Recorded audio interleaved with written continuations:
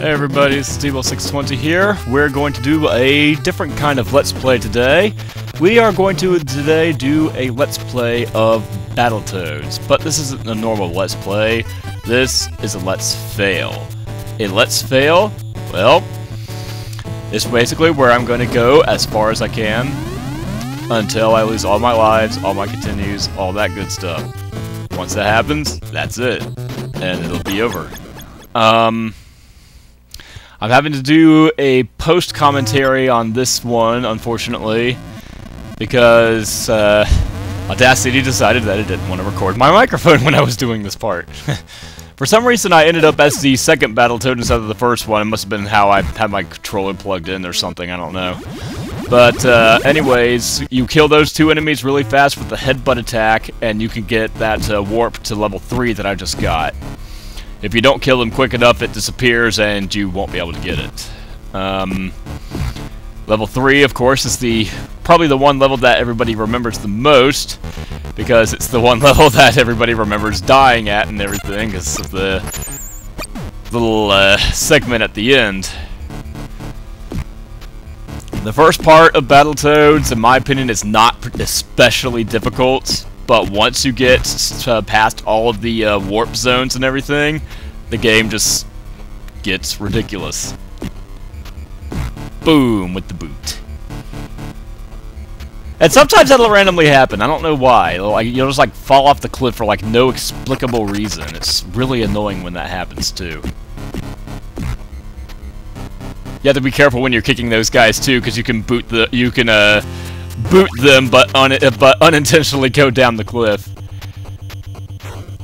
What's nice is I'll be able to do more commentary on this part than I originally had in the video, because in the video I was having to concentrate with this stuff because it's kind of difficult, so I'll be able to at least do some commentary for this part. The first section is pretty straightforward. You might die a couple of times here or there, but you eventually figure out the pattern, and that's about it. That's really more or less what this stage is. It's just memorization. If you're able to memorize the stage, then you'll do all right. Myself, I think that I only die maybe once here. I can't remember if I actually get through all this completely. I'll find out in a moment. It starts getting trickier around here. Things start getting a lot faster, and you just gotta... Again, memorization and reflexes are key there. And that's what you gotta do. And these guys are pretty easy to avoid. Just follow their shadows, and you'll know where they're gonna be placing the blocks. Just avoid that little random wall that they throw in there. And the last guy just comes a little bit faster than the others, and that's about it. Then here you just jump, and then jump straight in the middle. Either that, I've heard that you can also be at the far bottom or on the far top, and you can also avoid that little wall in the middle. But I prefer to just jump over it personally. Now this segment has the hardest segment in the level, at least in my opinion anyways. We haven't gotten to it yet, but I will let you know when we do. It's right after these little guys here. They're not too hard to get past. Boing. Okay, then... what you have to do is just keep rotating your joystick back and forth and making sure that your shadow lines up on the bottom of those. Otherwise, you're just going to randomly fall off the edge. And I think after the 8th one, the 8th wall has that warp zone in front of it, so that gets you to level 5, Surf City. And here's where things start getting a little bit more difficult for me. I do die a few times here.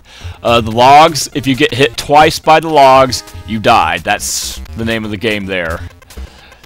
The amount of bouncing that you get can help a little bit. You can unintentionally bounce right over a log, but the same thing also applies to ramps. And that little one up there, if you get close to the screen when you're going over that waterfall, you'll get that one up. And then it's just a matter of memorizing where the whirlpools are, avoiding them. And then here you'll encounter the first, well, not quite yet, but soon you'll encounter the first boss of the game. Fortunately, he's not too terribly difficult, although I do still get killed a couple of times by him if I remember right, but whatever. These things happen. headbutt. And then another headbutt. And the smash. Boom. Okay, you want to approach slowly if you need health. Get those things from those little flies there, because immediately afterwards is a little boss there. The big thing that you want to do is get this guy trapped in a corner, and once you do, you can just wail away at him and just keep juggling him in the air. It's a lot easier if you're able to do that. Unfortunately, I messed this up a few times here before I actually get it right, which is unfortunate, but hey, such as Let's Plays, right? Death. Smack. Smack. Yeah. There we go. Then I got him in the corner. This is where the cheap stuff starts. If you can do this early on in the fight, then he should not lay a single hit on you. If you juggle him correctly, he should not lay a single hand on you. Now this part is a bit more tricky. The mines that are up here, unlike the earlier start of the stage where it's memorization based, this is the mines I have found are randomly placed. So yeah, just good luck. I'd prefer to stick to the very bottom of the screen. That's just my preference, if I can avoid it anyways. If you stay towards the front of the screen there, you get another 1-up like you just saw me collect.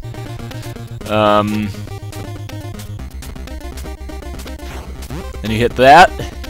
It seems like I die right at the end here. Yep. Ah!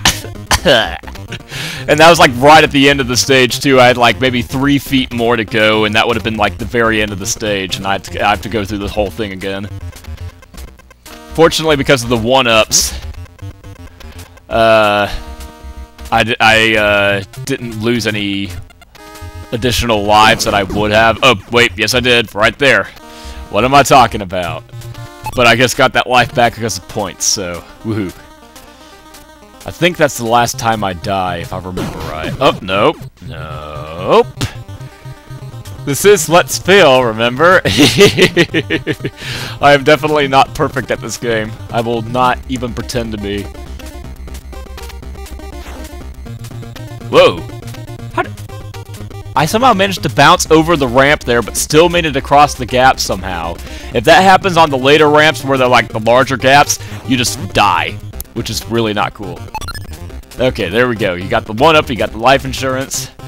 As long as you can keep on getting at least that far and getting that 1-up every single time, then you'll never get a game over there. But you have to keep on making it that far. Easier said than done.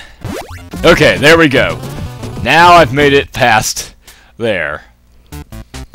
And level 6 is pretty easy. It's pretty straightforward. It's very short because of the warp zone in here that I'll be showing you in a moment.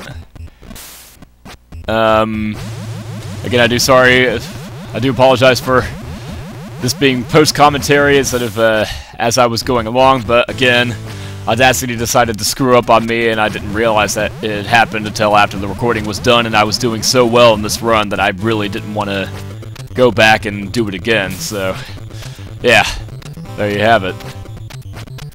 Anyways, you just ride this guy up, and then there's the out for that. What you want to do here is climb up on this guy. The moment it turns, you want to get up on top of it and dash over, and then you'll get to the next warp zone, which takes you to level 8. Lord have mercy on you if you end up going to level 7, because that is just ridiculous. Level 7 is... I've never made it past level 7. Let's just put it that way. I have never done it.